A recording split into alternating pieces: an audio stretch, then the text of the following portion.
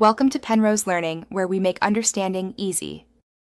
Start by picking a clear, high-res photo and immediately separate it into layers: foreground, midground, background. You do this because depth lets you simulate 3D motion. Once done, mask edges and fill gaps so seams disappear during movement. Next, export layers as PNG with alpha or keep the PSD. Make sure to note focal points for later camera moves.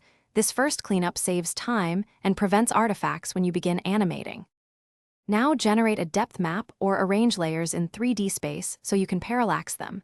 You do this because different layer distances create realistic relative motion. Once set, add a virtual camera or keyframe X/Y position and slightly change scale to cell depth. Use easing on keyframes for natural acceleration and apply subtle motion blur to hide frame gaps.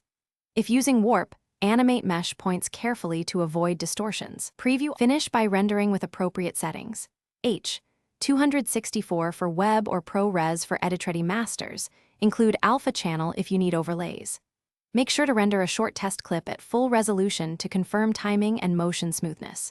Once satisfied, export loopable versions or break into segments for social platforms.